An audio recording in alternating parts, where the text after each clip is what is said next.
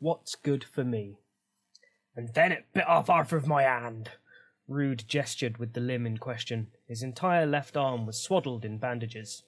A few dribbles of dark blue salve had soaked through the linen and run down toward the elbow like the wax on a dribbling candle. Amazing! Marja had been agog for the last half hour as Rude, pausing occasionally to take another sip of the thick marrowwort tea he had been given to help him cope with the pain, regaled her with the incredible story of his recent trip to the Commonwealth. The Physic, a glowering Draugr man in a wimple, frowned over at them. He had warned them twice already to keep their voices down. There were other patients trying to sleep. Rude smiled weakly and tried to look recondite. Marja smirked despite herself. The mass of thick bark covering the left side of his face pulled his cheek and lip up in a peculiar way that made his expression look more constipated than conciliatory. He made an effort to keep his voice low as he drew his tale to an end. Anyway, despite all of that, we managed to make it back to the Rainbow Orchid with both crates and almost all of the shipwrecked Commonwealthers. They were astonishingly grateful, and you'll never guess, when we reached Volkovar, it turned out one of them was the nephew of a professor at their university. Can you believe it?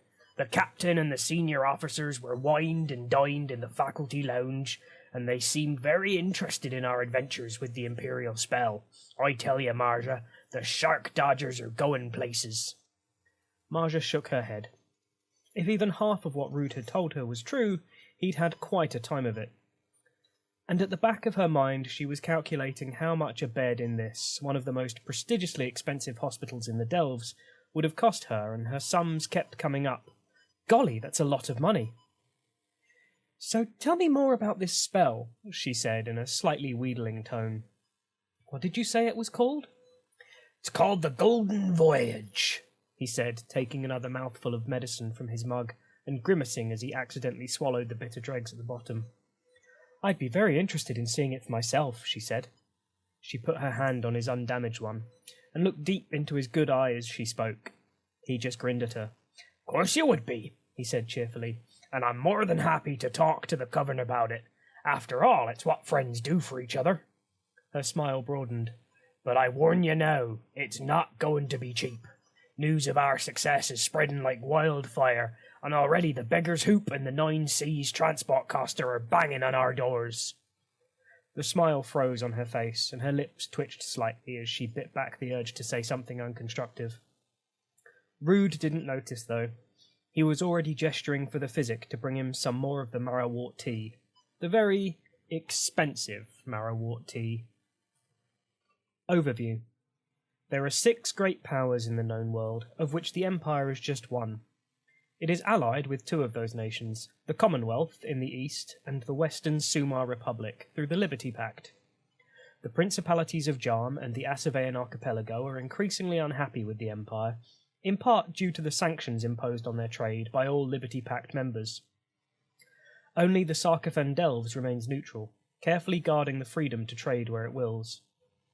There are, of course, other nations in the world, but the ones that have particular relevance to Imperial citizens are their close neighbours Faradon, Axos, the Iron Confederacy, Otkadov, and the Broken Shore, and perhaps even the mysterious nations of Skor and Sark. While they are small and lack influence on the world stage, their proximity grants them a level of influence over Imperial affairs beyond that merited by their size. The Liberty Pact. The Liberty Pact had its first annual meeting during the spring equinox. The Empire is a founding member of the Liberty Pact, an international alliance whose goal it is to end the practice of slavery in the known world. During the spring equinox, the first annual meeting of the Pact took place, with delegates from the Commonwealth, Sumar Republic, and Axos meeting at Anvil. The delegates discussed the broad strategy for the coming year, and according to rumour, some of their proposals will be presented to the Imperial Senate during the summer solstice. One interesting wrinkle is that any such proposals will need to be presented as individual motions rather than through the use of a treaty, potentially creating a situation where some of these proposals might be endorsed and others refused. Anyone wishing to know more about the outcome of the Liberty Pact meeting would be wise to approach the Voice of Liberty, who is currently Esker Crowspeaker of Wintermark. Ores, free trade, and a cathedral. The ambassador to the Sarkafan Delves remains Thranmir Hrafnar. Merchant vessels from the Sarkophan Delves are a common sight in ports all along the Bay of Katazar, and Imperial ships continue to receive a warm welcome in the Delves. This is especially true of those dealing in herbs. Every Imperial captain continues to receive an additional bounty of Imperial roseweed and marrowwort when they trade with the Delves. As usual, it is matters of trade that mostly concern the Sarkophan Delves. News has reached the Bedelar Huispas that the Empire may be considering removing all barriers to trade with fellow members of the Liberty Pact. While the Sarkophan are not themselves members of the Pact, they are keen supporters of its work. Indeed, they made it illegal to own or trade in slaves to ensure they could remain friends with its members. If the Senate is considering such a move, then the Delves are also keen to be included. They already refuse to apply tariffs to ships trading within Sarkophan. If the Senate were to do so, then the Bedelar Huispas would be prepared to open another port to foreign trade, either to the Empire alone or to members of the Liberty Pact if they could be persuaded to likewise offer favourable trade conditions to Sarkophan. The ambassador will know more. The Cathedral of the Navigators has been completed in the Buiten Landsuik, the foreign quarter of the Delves, meaning that the title of Bishop of the Navigators is due to be appointed for the first time during the summer solstice. The bishop will be responsible for liaising with the priests at the gorgeous new cathedral and smoothing over any conflicts between them and the local populace. The new cathedral is not the only sanctuary for followers of the Way in Sarkophan. The Sumar Republic is building its own cathedral in the Buiten Landsuik, work being expected to complete shortly before the autumn equinox. There is a sizable community of followers of the Way in Sarkophan who will look to both the new temples for guidance and support. The Bedelar Huispas have been quite clear that they won't tolerate any conflict between the two that risks impeding trade. Fortunately, the Assembly of the Nine has been very clear that they expect Imperial priests to respect and not interfere with the priests of the Sumar Republic, and not just in Sarkophan for that matter. We agree with Catalina Navarian that both the Empire and Sumar preach the true virtues. Where we have differences of opinion, we still acknowledge our shared ambition to spread the way and guide souls in virtue. When preaching in the Sarkophan Delves, priests of the Empire will not impede priests of Sumar in preaching the virtues. Clarice Navarian, Assembly of the Nine, Spring Equinox 383 YE, upheld with primacy 7-0. Finally, during the spring equinox, a cabal of Sarkophan magicians called the Hayen Vermillers, their name apparently translates as the Shark Dodgers, traded a useful ritual with the Imperial Conclave. That ritual, the Muffled Oar, was by all accounts put to good use during the recent evacuation of Feroz. For their part, the Hayen Vermillers seem very pleased with the copy of Golden Voyage, which the Imperial Conclave provided in return. Indeed, they have apparently been unable to resist bragging about its effectiveness, making several of the other Sarkophan magician guilds massively jealous. Extended ultimatum. The Principalities of Jarm have closed their ports to Imperial traders. While Imperial ports are still open to Jarmish merchants, the House of Princes discourages its citizens from trading with the Empire. The ambassador to the Principalities of Jarm is currently Gelert Ashbourne. After several seasons of growing tension between the two nations, the Jarmish House of Princes delivered an ultimatum to the Empire during the spring equinox. Lord Anton Tresher, the diplomatic advisor to the House of Princes, declared that the Imperial Senate had until the start of the summer solstice to reassure the principalities that they did not intend to participate in any unlawful war against the principalities or their neighbours. If such reassurance was not provided, then the House of Princes would sever ties with the Empire and make it a crime for Jarmish citizens to trade with Imperials. Among other things, this would shut down the palace docks, remove access to white seed, and reduce the amount of mana available to the Tasato Mana Exchange. Shortly before the summer solstice, however, a second message was received from Lord Anton. According to this missive, the new ambassador to Jarm, the Navarre Gelert Ashbourne, has convinced the House of Princes to allow an extension to their ultimatum. Consequently, the Imperial Senate has until the end of the summer solstice to make a statement, but in return for their forbearance, they require a stronger commitment. In addition to reassuring the principalities that they do not intend to participate in any unlawful war against the principalities or their neighbours, they ask the Senate to encourage their Commonwealth allies to seek diplomatic solutions to its rivalry with the principalities, rather than engaging in unwarranted violence. If the Imperial Senate makes such a statement, reassuring the House of Princes and encouraging the Commonwealth to engage in further negotiation rather than warfare, then the House of Princes will reopen Jarmish ports to Imperial citizens and commit to remaining neutral in the Empire's own conflicts. If the Senate does not issue the statement, then they will go ahead with severing diplomatic ties with the Empire, and it will also damage the credibility of Gellert Ashbourne with their Jarmish opposite numbers. Invitation to Otkadov. The Thule maintain a military alliance with the Empire against the Jotun and the Druj.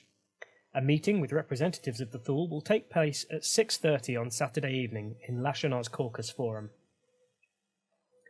The Thule maintain their alliance with the Empire. Their armies continue to fight alongside the forces liberating Semasuak from the Jotun invaders. The garrison of their fortification in Ossium has fought to defend the Varushkan territory against the Druj. At the same time, they have completed their consolidation of Mirchernia and the Webwood, as ceded to them by the Senate as part of the Winter Treaty. During the spring equinox, there was a meeting between representatives of the Thule and the Empire using Lashanar's Caucus Forum. The meeting mixed diplomatic and military discussion, and during the process the Thule suggested that future discussion of the alliance's strategy would be done via the ambassador to Otkadov, Yevgeny Katsev. Since that agreement was made, the ambassador's Thule counterpart, Rak, who speaks for the Dragons Undivided, has contacted the embassy in Wendell's Hope, admitting that a mistake has been made. Ambassadors communicate via call-winged messenger and similar rituals, and it can take anywhere from several hours to several days, or even weeks, for the missive to be delivered.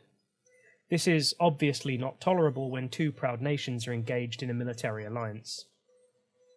As a consequence, the Thule have secured the use of the Caucus Forum during the summer solstice, and again during the autumn equinox. They invite the ambassador to Otkadov to attend with two others of their choice, presumably including a representative of the Imperial Military Council, so that they can discuss the military campaigns in both Semasuak and Ossium. This will also present an opportunity to deliver the crystal mana offered to the Thule to support the potent enchantments they placed on their armies during the recent season of war. 120 crystal mana would be sufficient, although the Thule will also accept measures of quintessence in place of crystal mana, treating one measure as equivalent to 2 crystal mana. A herald of Lashanar will collect Yevgeny and their companions from the Imperial Regio at 6:30 on Saturday evening. Unhappy Necromancers. The Aksu are signatories of the Liberty Pact. The current ambassador to Axos is Tarquinius Ankarian of Urizen. The removal of the Tamazi prior to the spring equinox proved to be a bone of contention, but anger is slowly ebbing away. Imperial merchants visiting the Aksu ports of Issyk and Kantor struggle to make a profit, but they are slowly rebuilding their relationship. The ambassador to Axos, Tarquinius Ankarian, sought approval from the Senate for a treaty with the Aksu that may go some way towards improving relations back to where they were before the Orc citizens of the citadels were liberated. While the people of Axos might be unhappy with the Empire, however, it seems their commitment to the Liberty Pact and the Alliance of Nations is broadly undiminished. Indeed, it appears that a number of citadels are still keen to work with Imperial mercenaries for the joint enterprise proposed by the Grendel Orcs. Thus, there is still disruption to Imperial fleets trading with Axos, but, as predicted by the civil service, it has dropped. Rather than suffering a 3-rank penalty, Imperial merchants in Axos will experience a 2-rank penalty after the summer solstice. This still makes trade with the chambers of Issyk an unappealing prospect for most Imperial captains, where it combines with the parlous state of the docks there to inflict a sizable 3-rank penalty on all such endeavours. Common Good. The Commonwealth are signatories to the Liberty Pact. They have placed sanctions on trade with slaving nations. The magicians of the Commonwealth have access to imperial law. The current ambassador to the Commonwealth is Lucia Sanguineo de Tessato of the League. Imperial merchants continue to be welcomed with open arms to Commonwealth ports. Following the spring equinox, a significant force of Commonwealth ships and soldiers, initially intended to help liberate the Tamazi from Axos, took part in the evacuation of Feroz.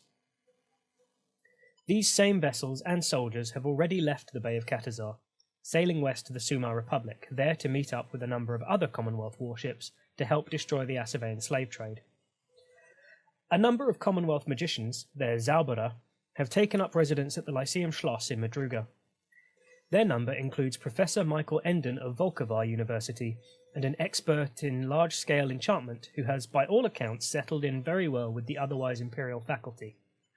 The Commonwealth students have brought a welcome enthusiasm for learning to the Lyceum, and have already established a popular dueling club dedicated to the mastery of battle magic.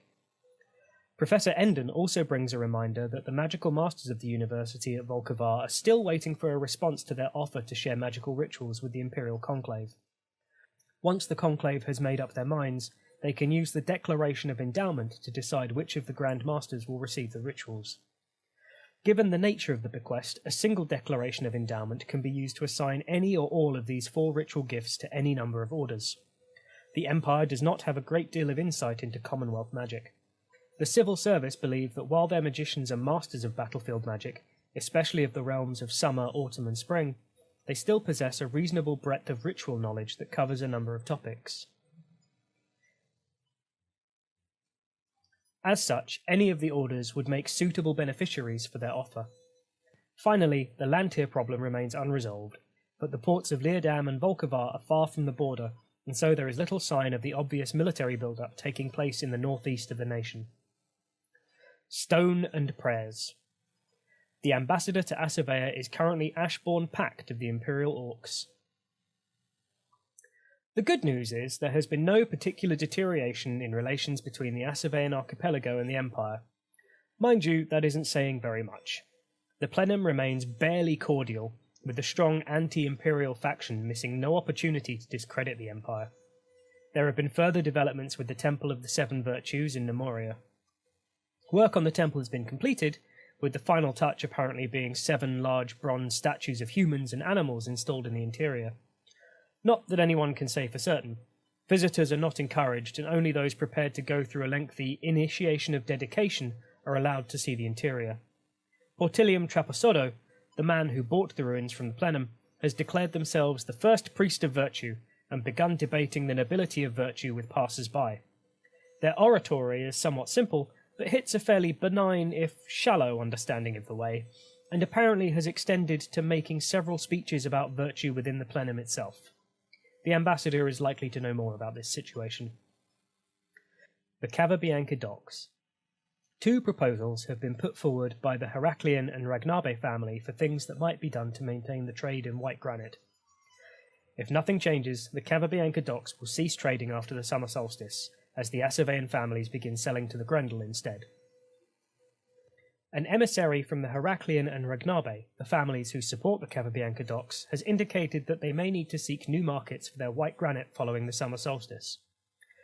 Not only are they being pressured by the Tarquinius, Coriolanni and Ilotari, it's also become clear that the Grendel are very interested for them to come to Duvtreg rather than Sarvos.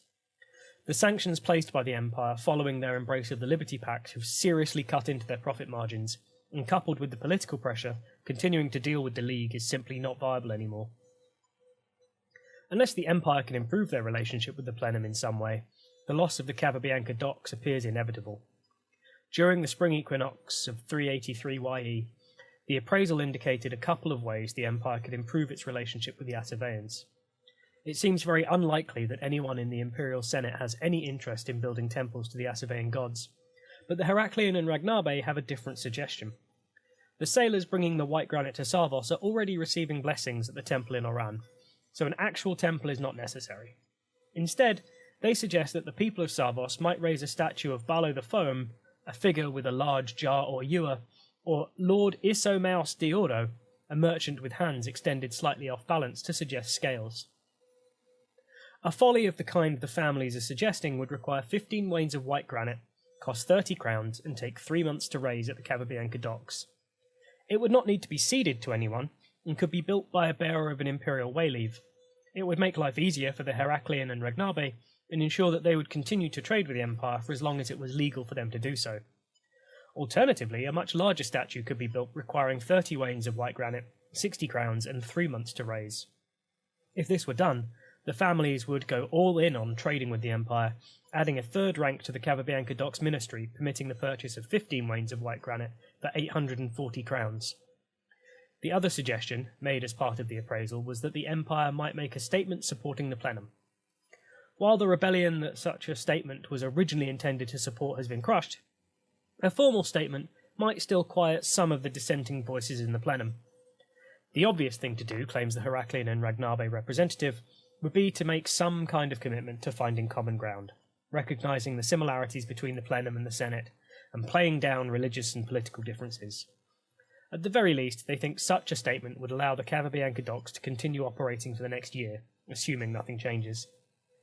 Of course, if the Senate supports the Sumar Republic in their plan to Chalsoncio, then all bets are off. No amount of statues or platitudes will be effective if the Empire takes part in that raid. Nation of Bregas. The Imperial Consul has the authority to treat with the Jotun. Matilda Fisher and her Jotun allies have conquered 3/5 of Bregasland.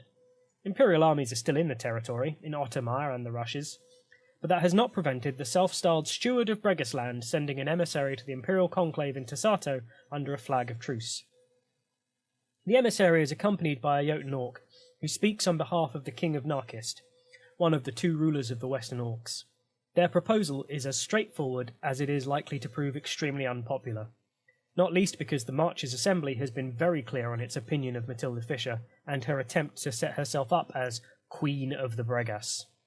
The Steward of Bregasland intends to complete the conquest of Bregasland during the coming season. She is still committed to creating an independent state in Bregasland, and the Jotun are prepared to recognise them as a free nation. Matilda again asks the Empire to do the same. If the Imperial Senate cedes the remaining regions of Bregasland, or if the Military Council simply withdraws their forces from Bregasland, then Matilda will come to Anvil along with the Herald of the King of Narkist and negotiate a treaty with the Imperial Consul during the autumn equinox. The details will need to be agreed at the time, but Matilda is clear that as part of the neutrality of Bregasland, the Jotun will agree not to use the marshes as a base of operations from which to attack the rest of the marches. If such a treaty is not secured, then Matilda will need the continued support of the Jotun Jarls. This will almost certainly mean that the only way to secure Bregasland will be to support a Jotun invasion of Midwold and Mornwold and further bloodshed in the marches. As a codicil, once Matilda's offer is made public, the Constitutional Court offered some additional guidance on the use of concedants that seems particularly apposite. Marches are defined by working the land. If we do not work it, we do not own it. Fisher's ancestors left their lands much as we did when we left Dawn. We have no claim on those lands, so why should she on ours? Anyone of Marcher ancestry is welcome to return and earn land through hard work as free marchers, instead of serving under Matilda Fisher, who wishes to be queen in all but name. Friar Hugh, Marches Assembly, Spring Equinox 383 YE, upheld, with primacy of 152-0. Grendel Diplomacy. The Senate has commissioned an embassy for the Imperial Fleet Master. The Imperial Fleet Master is currently Erzio y Alvera y Ergio of the Brass Coast. During the spring equinox, the Imperial Senate passed a somewhat convoluted motion to build an embassy with the Grendel at Cargo in Redoubt. No actual progress has been made on the structure so far, and the Senate declined to build the grand edifice the Orcs of Attar had proposed. It further reinforces the role of the Imperial Fleet Master as the ambassador to the Orcs of the Broken Shore. The situation with the Governor of Feroz has already been discussed, as detailed in The Power Behind Our Moves, but also touches on the Grendel response to events in the territory. Salt Lord Kaliact and her court, the current rulers of Spiral, have made their own arrangements, and if anything appear to be relishing the humiliation heaped upon Rahab. The Citadel. Salt Lord Kaliact will renegotiate the conditions whereby the Urizen in Spiral are free to continue supporting the Doyen of the Spires and the Citadel Guard. There will be no change before the autumn equinox. The Salt Lord has begun constructing 2 fortifications in Spiral. It has been 6 months since Salt Lord Kaliact, the Grendel governor of Spiral, agreed to allow the Urizen living in her territory to continue to support the Doyen of the Spires and the Citadel Guard. Her light touch also means that those Urizen still living in the territory are not experiencing the rough treatment of those few people left in Feroz. Before she makes any further decision about whether to allow it to continue, the Salt Lord is interested to hear what the Urizen are prepared to offer her in return for her forbearance. Her representative will be accompanying Speaker Morna when they visit Anvil during the summit, as outlined in The Power Behind Our Moves, Winds of Fortune. She does, however, offer one reassurance. Whatever happens during the negotiation, as long as the Empire is still at peace with the Grendel and her representative remains unharmed, she will do nothing before the autumn equinox. An empire that would so comprehensively and audaciously humiliate a fool such as the Governor of Feroz deserves nothing less. News from Spiral is that the Salt Lord has begun constructing not 1 but 2 fortifications in Spiral. The first is in Ossuary, not at the Legacy as might be assumed, but at the southern end of the Twilight Gate. The second is at Apulian, where she has commissioned great walls and a fortified palace.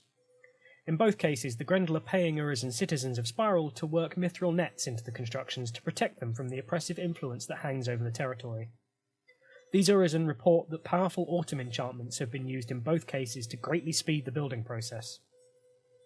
6 months of work have already been done, and if the magic continues, both castles will be completed before the autumn equinox. North Marive Trading Consortium. The Grendel are keen to purchase white granite and weirwood. They have been forced to limit the amount of material they can purchase in the coming season due to overwhelming demand. They are now offering 42 crowns per wain for weirwood and 36 crowns per wain for white granite.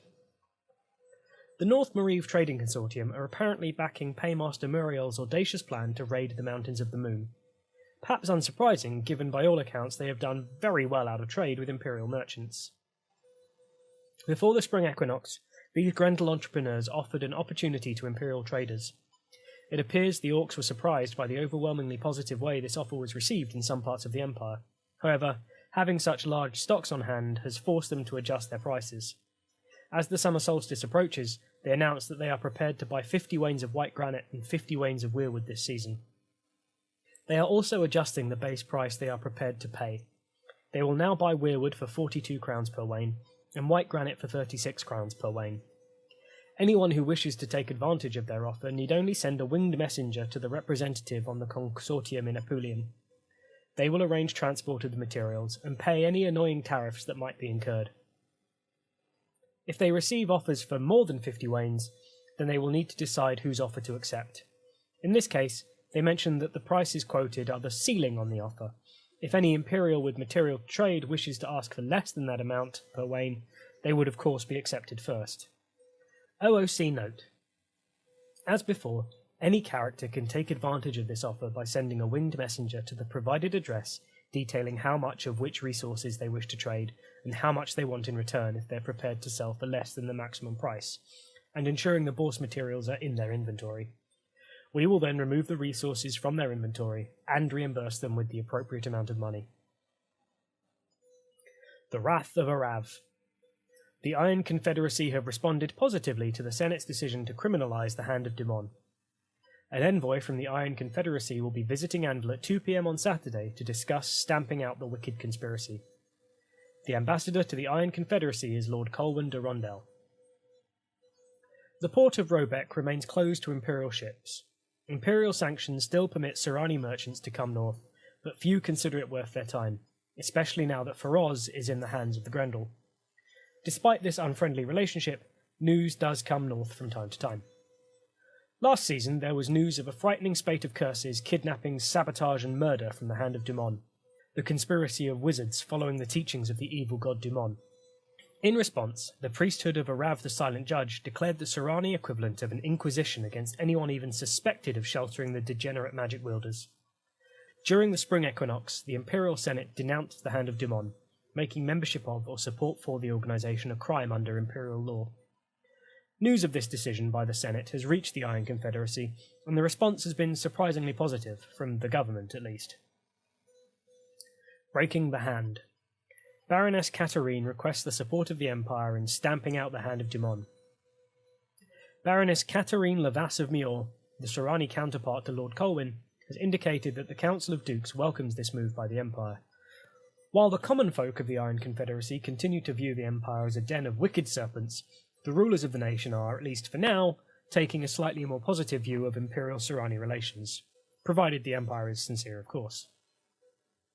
To that end, Baroness Katarine formally requests that the Empire go slightly further. The priests of Arav, she reports, have routed the Hand of Dumon. Some of the murderous criminals will certainly seek refuge in the Empire, assuming that they will be welcomed by Imperial magicians. They are unlikely to try and flee into Feroz. The Grendel will simply enslave them. But the Serani territory of Arbonne has a long border with southern Segura. Likewise, they may be able to hijack or stow away on the small number of Serani merchant vessels trading with Imperial ports, despite the sanctions. Ideally, the Dukes would like the Empire to grant them the freedom to send Templars north to hunt the Hand of Dumon. Baroness Katarine is significantly more practical, however, and knows this is unlikely to be a workable solution. Instead, She asks the Imperial Senate to agree to cooperate with the Serani in stamping out the Hand of Daemon, and ensuring they do not take root in the Empire itself. Much as they dealt with the rebel slaves a few years ago, Baroness Katarine asks that any Hand of Daemon member that seeks sanctuary in the Empire be handed back to the Serani for trial and execution.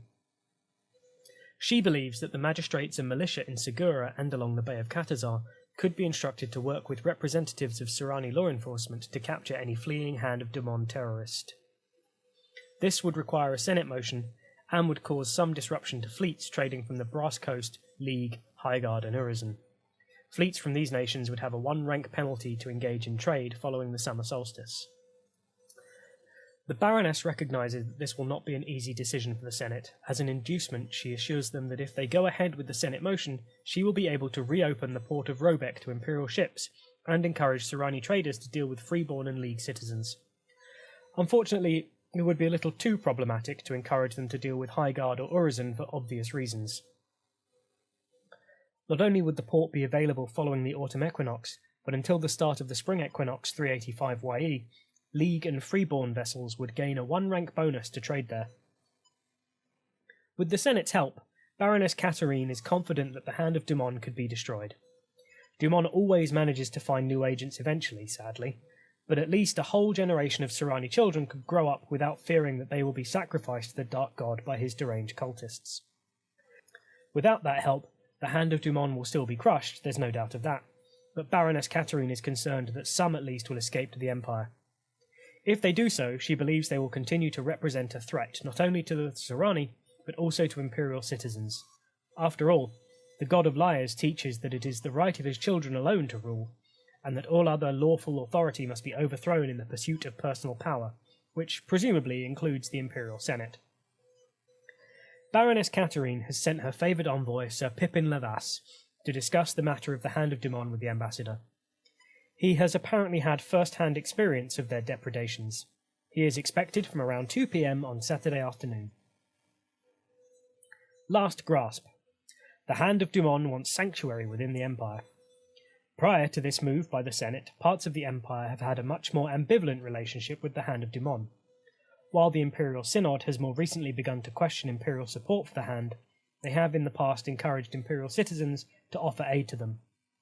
The Imperial Conclave, likewise, has not been particularly opposed to the Hand in the past.